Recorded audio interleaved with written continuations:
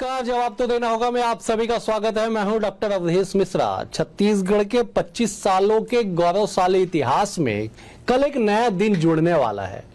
वो दिन दरअसल वो होगा जब छत्तीसगढ़ में सर्वाधिक संख्या में नक्सली एक साथ सरेंडर करने की तैयारी में है।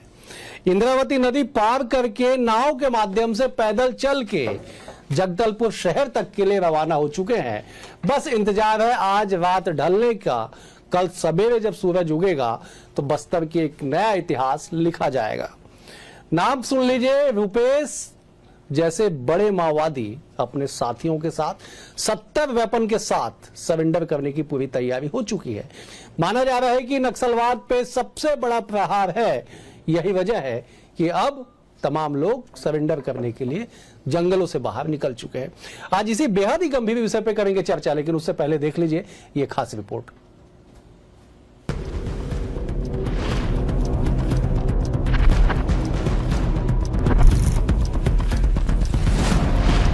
छत्तीसगढ़ अब नक्सलवाद के काले साए से बाहर निकलने की दहलीज पर है।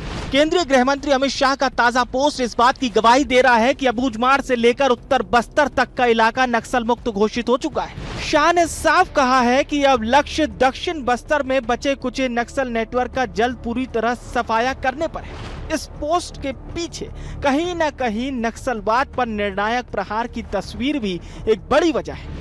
लाल आतंक के बड़े बड़े लीडर या तो सरेंडर कर रहे हैं या फिर मारे जा रहे हैं। लेकिन जैसे जैसे जंगलों से बंदूक की आवाजें थम रही हैं, सियासत में रेड कारपेट पॉलिटिक्स की आहट सुनाई देने लगी है। गृह मंत्री अमित शाह ने पोस्ट कर अबूझमाड़ और उत्तर बस्तर नक्सल मुक्त होने की दी जानकारी। उत्तर बस्तर और अबूझमाड़ हुए नक्सल मुक्त। सीएम बोले शांति और विकास का नया युग। बीते 2 दिनों में 258 नक्सलियों का आत्मसमर्पण। नक्सलवाद के अंत करीब। छत्तीसगढ़ में पिछले 22 महीनों में 477 नक्सली न्यूट्रलाइज किए गए। 2110 ने आत्मसमर्पण किया और 1785 गिरफ्तार हुए। करोड़ों के इनामी नक्सली अब तक सुरक्षा बलों के साथ मुठभेड़ में हुए थे। सीसी मेंबर बसव राजू, मनोज उर्फ मोडेम बालकृष्ण, जयराम उर्फ चलपति समेत कई ढेर बड़े बड़े खूंखार नक्सलियों ने सुरक्षा बलों के पराक्रम के सामने टेके घुटने। बड़ी नक्सली लीडर सुजाता, भूपति, दिनेश मोदियाम समेत कई ने छोड़े हथियार। एक तरफ सुरक्षा बल लाल आतंक के अंत की गाथा लिख रहा है, वहीं दूसरी तरफ सियासी गलियारों में लाल आतंक के लिए रेड कारपेट बिछाने पर राजनीतिक संग्राम मचा हुआ है। डिप्टी सीएम विजय शर्मा कह रहे हैं कि पुनर्वास नीति के तहत सरेंडर करने वाले नक्सलियों का रेड कारपेट बिछाकर स्वागत किया जाएगा। वहीं कांग्रेस इस रेड कारपेट के बयान को पकड़कर निशाना साध रही है। कांग्रेस का कहना है कि सैकड़ों हजारों की हत्या की उनके लिए रेड कारपेट बिछाने की सोच रखते हैं। पुनर्वास करने वाले जितने भी नक्सली हैं, जो पुनर्वास करते हैं, उनका लाल कालीन बिछाकर स्वागत किया जाना ये निर्धारित है और लाल कालीन बिछाकर ही हम उनका स्वागत कर रहे हैं। आज के दिनांक पर भी काफी बड़ी संख्या में लोग जो सशस्त्र नक्सली हुआ करते थे वो मुख्य धारा में आ रहे हैं। जो लोगों ने सैकड़ों और हजारों लोगों की हत्या की, हमारे सैनिकों को मारा, हमारे नेताओं को मारा, भोले भाले आदिवासी भाइयों को मारा, उनके लिए रेड कारपेट बिछाने की सोच रखने वाले भारतीय जनता पार्टी के लोग इस प्रदेश का कुछ नहीं कर सकते। छत्तीसगढ़ में अब जंग 2 मोर्चों पर लड़ी जा रही है। पहला नक्सलवाद के खात्मे का और दूसरा उसकी सियासी विरासत पर कब्जे का। नक्सलवाद के अंत के लिए हर मोर्चे पर रणनीतिक कवायद दिन ब दिन बढ़ती है, लेकिन इसी बीच छत्तीसगढ़ की सियासत में नया मोर्चा खुल गया है। जहां जंगलों में बंदूकें थम रही है तो वहीं सियासी मंचों पर रेड कारपेट बिछने लगा है। जो कभी नक्सलवाद पर वार का समर्थन करते थे, अब उसी के नाम पर सियासी स्क्रिप्ट लिखने में जुटे हैं। Bureau report, BSTV Chhattisgarh. इस रिपोर्ट को देख के आप समझ गए होंगे कि आखिरकार जंगल के भीतर से लेके शहरी क्षेत्र में माओवादियों को लेके मौजूदा स्थिति क्या है। चले इसी बेहद ही गंभीर विषय पे कर लेते हैं चर्चा। 3 वरिष्ठ मेहमान हमारे साथ मौजूद हैं। मेहमानों का परिचय सबसे पहले करा देता हूं। बीजेपी की ओर से सुनील चौधरी जी हैं, वरिष्ठ नेता हैं, प्रवक्ता रह चुके। सुनील जी बहुत स्वागत है आपका। कांग्रेस की ओर से अजय गंगवानी जी, वरिष्ठ नेता है, प्रवक्ता। अजय जी आपका बहुत स्वागत है। सूबे की सियासत को बेहद करीब से जानने और समझने वाले वरिष्ठ पत्रकार अनिल पुसतकर जी भी हमारे साथ। अनिल जी आपका भी बहुत बहुत स्वागत है। अनिल जी, एक आंकड़े के साथ मैं आपके पास सवाल लेके आता हूं। बीते 22 माह में जनवरी 2025 से लेके माफ कीजिएगा 24 से लेके आज की तारीख तक 2110 नक्सलियों का समर्पण, 1785 की गिरफ्तारी और 477 नक्सलियों को ढेर किया जाना, ये आंकड़े। और जो महा सरेंडर की तैयारी चल रही है रुपेश के नेतृत्व में 140 से अधिक, जिसमें अलग अलग उनके हायरार्की के नक्सली हैं, अलग अलग कैडर के नक्सली हैं, उनका समर्पण क्या इशारा कर रहा है, क्या संदेश और क्या संकेत? देखिए डॉक्टर साहब, ये तो संकेत राजनीतिक दृष्टि से इसका कुछ भी हो सकता है, लेकिन ये बस्तर के लिए और हमारे छत्तीसगढ़ के लिए बहुत शुभ संकेत है।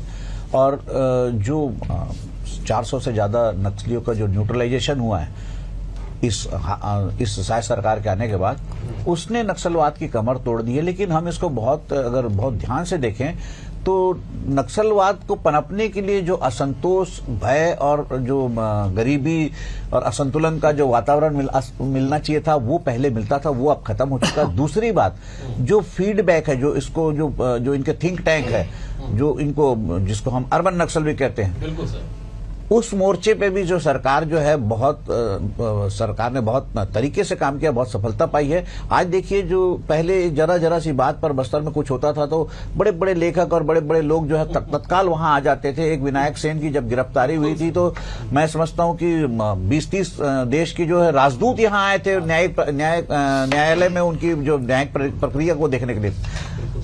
कितने राष्ट्राध्यक्षों ने उसकी रिहाई के लिए जो है वो पत्र लिखा था, लेकिन विनायक सिंह छूटने के बाद कहां चले गए किसी को पता नहीं चला।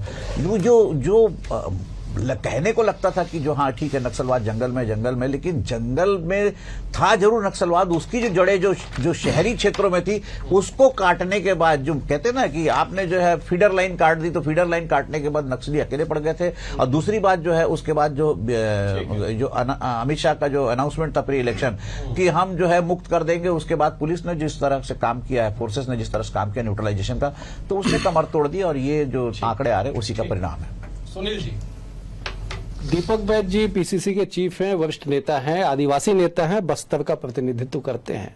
उन्होंने एक सवाल उठाया, गंभीर सवाल, कि साहब जो सरेंडर हो रहा है ना, जो आत्मसमर्पण कर रहे हैं सरकार की नीतियों से प्रभावित होके, उनका डिटेल दीजिए ना, बायोडाटा दीजिए ना। बायोडाटा शब्द का इस्तेमाल किया उन्होंने।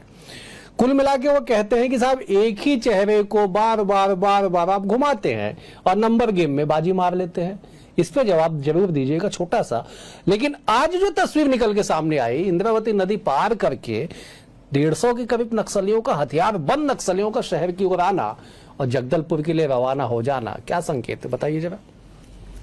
राम राम, जय जोहार, जय छत्तीसगढ़ और भारत माता की जय, छत्तीसगढ़ महत्तारी की जय और हमारे पराक्रमी योद्धाओं की जय, जिनके कारण आज ये नक्सलवाद जैसा दंश जो है वो छत्तीसगढ़ की भूमि से समाप्त होने जा रहा है। अवधेश जी, जितने भी पैनल के लोग बैठे, निश्चित रूप से सबके मन में जो है आज एक उत्साह का भाव होगा, आज एक समर्पण का भाव होगा अपने सेनाओं के प्रति, अपने सुरक्षा के जवानों के प्रति। उनके साहस को सब यहां पर सैल्यूट करते हुए नजर आ रहे हैं। देखिए, बहुत बड़ा विषय है। नक्सलवाद से पीड़ित प्रताड़ित छत्तीसगढ़ की जनता और खासकर हमारा अबूझमाड़ का क्षेत्र या बस्तर का क्षेत्र कहें, वहां पर देखेंगे केवल खून के धब्बे, लगातार खून के छींटे वहां पर दिखते थे। वहां पर बारूद जो है वो बिल्कुल ऐसा है कि जगह जगह बारूद से बिछा हुआ हमारा बस्तर।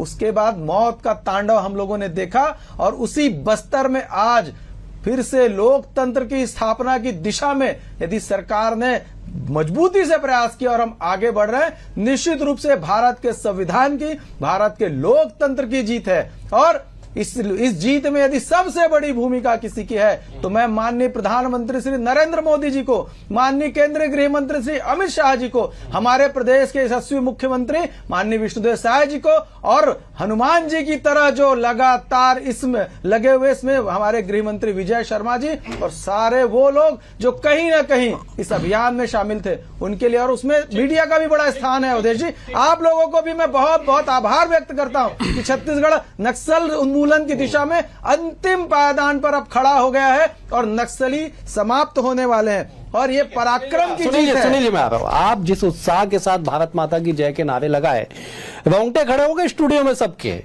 उसी उत्साह के साथ अगर वीर जवानों को नमन कर लेते तो आनंद आ जाता साहब। आपने पीएम से लेकर प्रदेश के गृह मंत्री तक का नाम लिया, मैंने पराक्रम बोला, उसके आपने नाम लिया, मैंने पराक्रम बोला, थोड़ा सा प्रणाम कर लिया, मैंने पराक्रम बोला और आपने फिर रोका। ठीक मैं है, अवधेश जी 2 मिनट मात्र 2 लाइन में और कहना चाह रहा हूं। भारत माँ के वो वीर सपूत जिन्होंने लगातार बलिदान दिया, न केवल छत्तीसगढ़ में बल्कि आसपास के क्षेत्रों में, हमारे वो जवान जिनकी बदौलत आज हम सब यहाँ अच्छे से बैठे, उनको तो हम जितना भी उनके लिए आभार करें, प्रणाम करें, जीवन में जो कुछ निछावर कर सकते हैं उनको तो मैं शत शत नमन करता हूं कि आपने जब बलिदान दिया तब आज ये स्थिति बनी है। ऐसे पराक्रमी योद्धा भारत माँ के वीरों को मैं बहुत बहुत प्रणाम करता हूं। अब आप आए ना थोड़ा सा ट्रैक, नहीं मैं बोल ही रहा था, मैं लौटा। अजय जी, सुनील जी ने कहा कि आज उत्साह, समर्पण और सेना के जवानों को सैल्यूट करने का दिन है, निश्चित तौर पे सैल्यूट करने का दिन है। इस बात को आप मानिए अजय जी, तमाम पैनलिस्ट मौजूद है, विद्वान लोग मौजूद है, दर्शक देख रहे हैं। आज नक्सली सरेंडर हो गए, सरेंडर का मतलब समझिए घुटनों पे आ गए। मैं आपको एक बयान सुनवाता, फिर सवाल लूंगा मैं आपसे। जिस रुपेश के नेतृत्व में जो एक बड़ा खुखार नक्सली, उसके नेतृत्व में जो सरेंडर करने के लिए टीम निकली है, मैं जब उनके उसका बाइट सुनवा देता हूं आपको। एक बार जब बाइट सुनाइएगा फिर मैं उसके सवाल के साथ लौटूंगा अजय जी, आप जरूर उस पर जवाब दीजिएगा। जब एक बार बाइट सुनवा दीजिए रुपेश की। जो साथी लोग है जो सशस्त्र संघर्ष को जारी रखना है करके जो तय किए साथी लोग भी, अभी हम जिन विषयों को लेकर हमने ये निर्णय लिया, इसमें मेजॉरिटी साथियों को तो हमारा जो तरीका है, जो तरीका हमने लिया उस पर आपत्ति है, लेकिन वो तरीका किस स्थिति में हमने वो तरीका को अपनाया इसे समझना है करके मैं अपील कर रहा हूँ साथी लोगों को।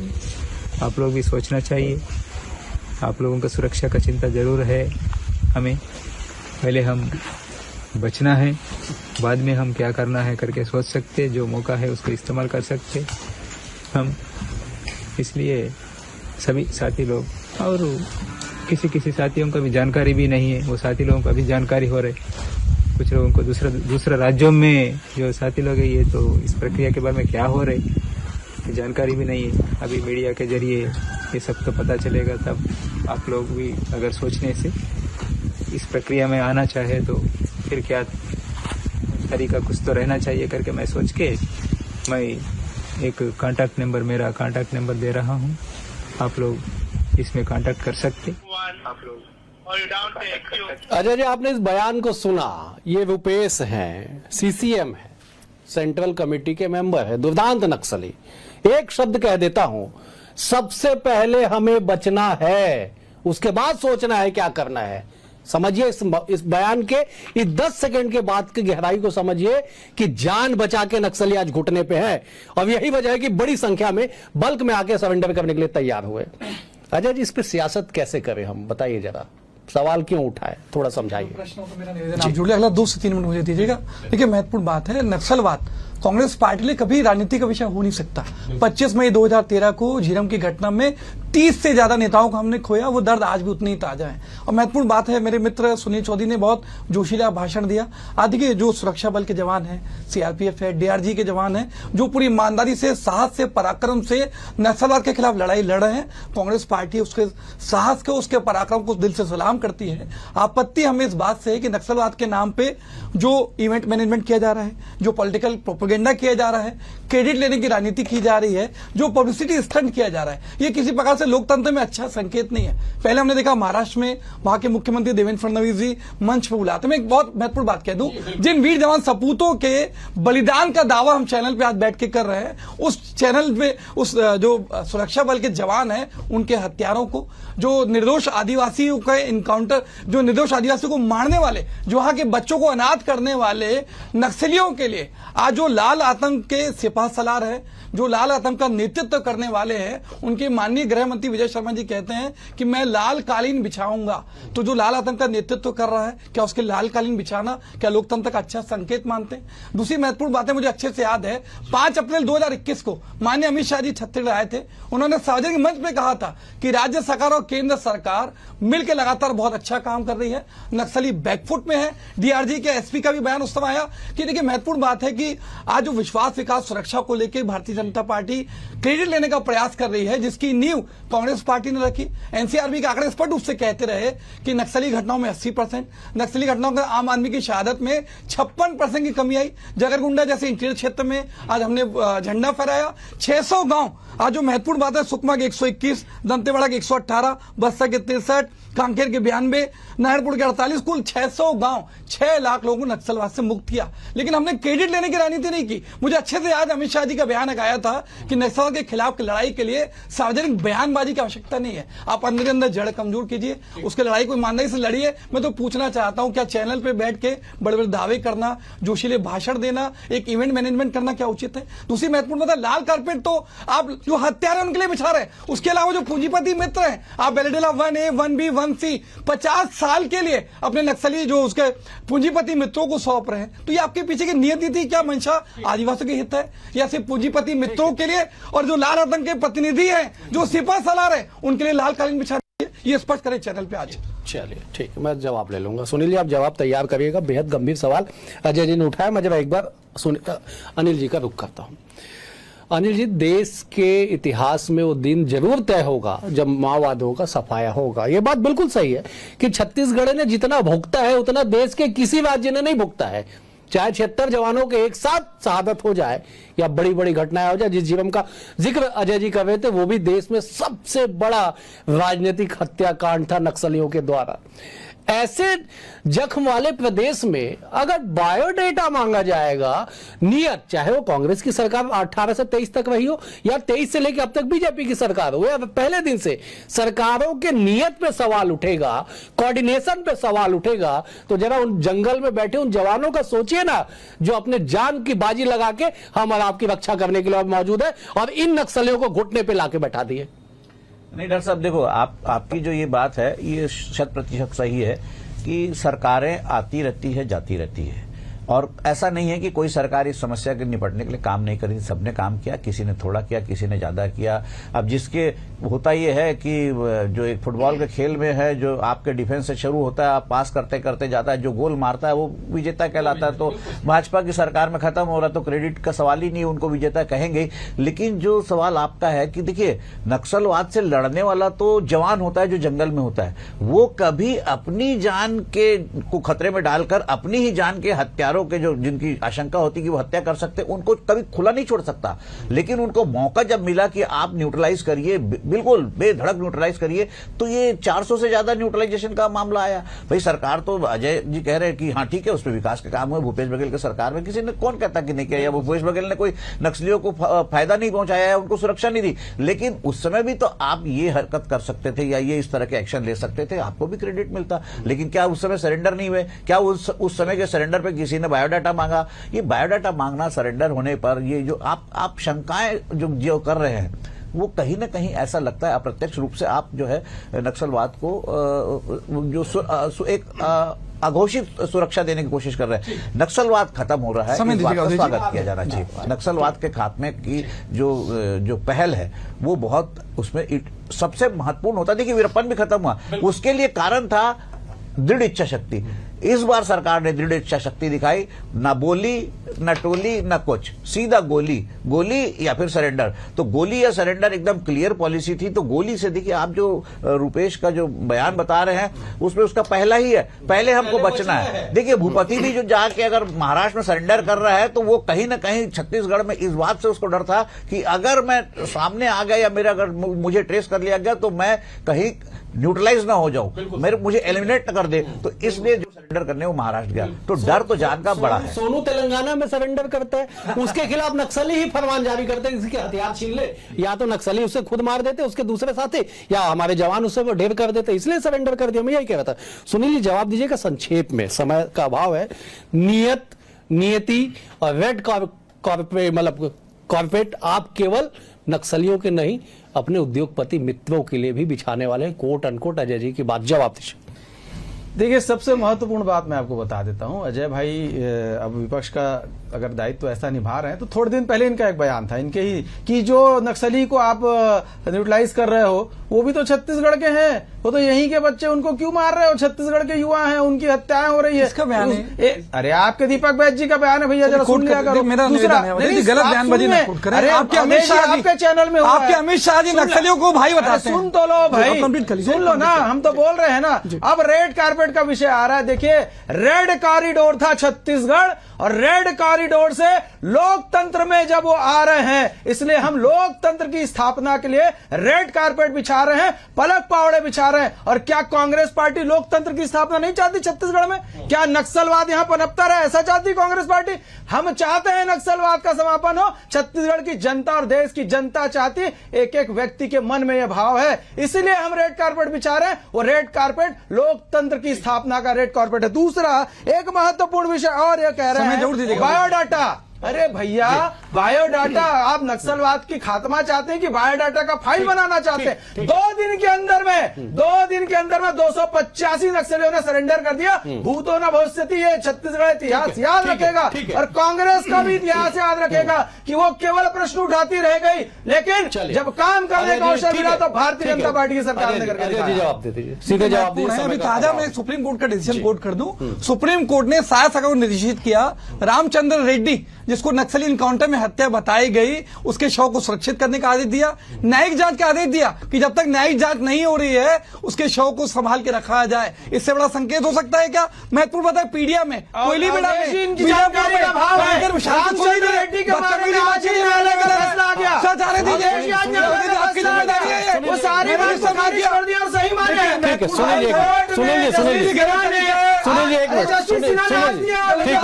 बिल्कुल बिल्कुल, सुनिए, ठीक है, सुनिए जी, सुनिए एक मिनट,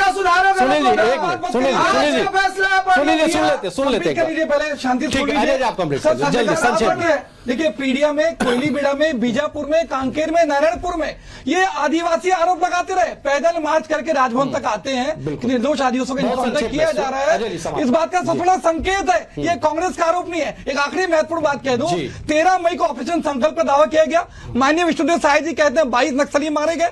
अगले दिन विजय शर्मा जी बयान देते हैं ऐसा कोई अभियान हुआ नहीं। नक्सलवाद सुरक्षा हो रहा है, ठीक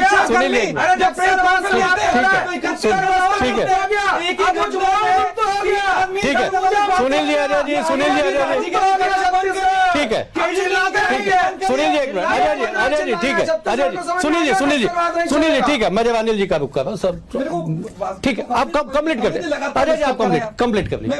रामचंद्र रेड्डी का आज आ गया भाई, आज हाई कोर्ट ने समाप्त करना है। सुनील जी मुझे समाप्त करना है। सुनील जी मुझे समाप्त, अजय आप कंप्लीट कर, सुनील जी एक मिनट, सुनील जी, अजय जी कंप्लीट कर लीजिए, आप एकदम संक्षेप में मुझे समाप्त कर। स्पष्ट रूप से कह रहा हूं, लगातार जो है फर्जी मुठभेड़, नक्सली जो मुठभेड़ का दावा करते रहे, इनकाउंटर का दावा करते हैं, जो आंकड़ों की बाजीगरी कर रहे हैं, जो क्रेडिट लेने की राजनीति कर रहे हैं, जो इवेंट मैनेजमेंट करने का प्रयास कर रहे हैं, राजनीतिक फायदा उठाने का प्रयास कर रहे हैं, ये छत्तीसगढ़ की जनता समझ रही है। लगातार जो इनके अलग अलग व्यक्तियों के बयान, एक ही घटना के लिए 3-3 बयान, जो इस बात का सबसे बड़ा प्रमाण है। ठीक है, मुझे समाप्त करना है, ठीक है, सुनील जी, आप तीनों मेहमानों का बहुत शुक्रिया, आप तीनों मेहमानों का बेहद शुक्रिया। आप ठीक है, सुनील जी, अजय जी, ठीक है, आप तीनों मेहमानों का बेहद शुक्रिया। अजय जी आपका शुक्रिया, सुनील जी आपका शुक्रिया, अनिल जी आपका भी शुक्रिया। क्षमा के साथ समय कम मिल पाया आपको, लेकिन इस बात को समझिए, वो दिन दूर नहीं जब बस्तर का सूरज उसी लालिमा के साथ जंगल के उस कोने तक पहुंचेगा जिसकी उम्मीद पिछले 58 सालों से बस्तर के लोग कर रहे थे। वो दिन दूर नहीं। सियासतदानों की बातों को थोड़ा दरकिनार कर दीजिए, सुरक्षा के जवानों के शौर्य को याद करिए, उन्हें प्रणाम कीजिए। वो दिन बहुत जल्द छत्तीसगढ़, बस्तर में और पूरे देश में आने वाला। फिलहाल आज चर्चा में इतना ही। कल एक और विषय के साथ होगी मुलाकात। बने हुए BSTV के साथ। नमस्कार।